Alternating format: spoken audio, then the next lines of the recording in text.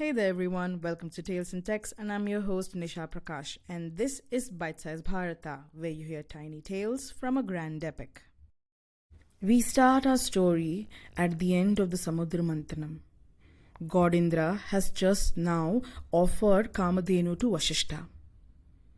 Rishi Vasistha, true to his humble and contented nature, accepts Kamadhenu on the condition that neither he nor anyone else in the universe would ever exert their dominance and ownership over the sacred cow, and that he, Vasistha, would merely take on the role of her protector if Kamadhenu chose to join his family as a daughter.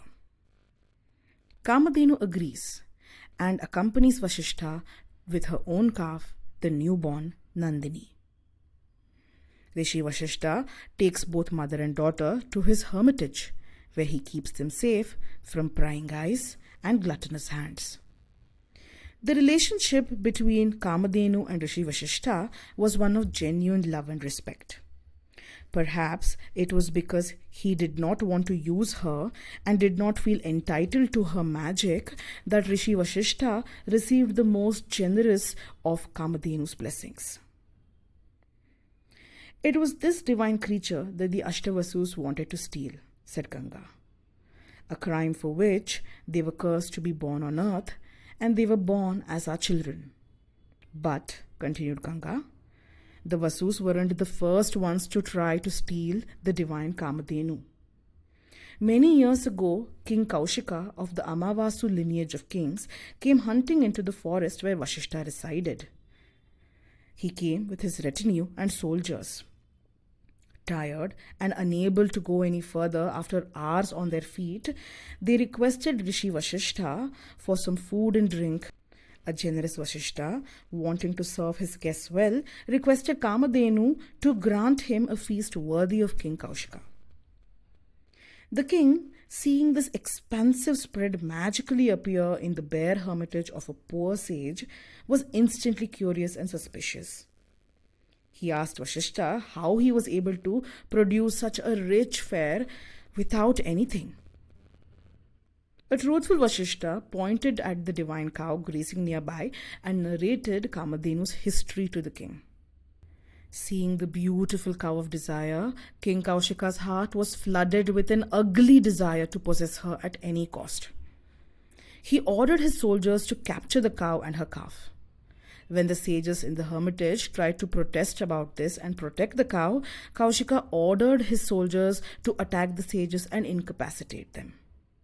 In the scuffle, many sages lost their lives.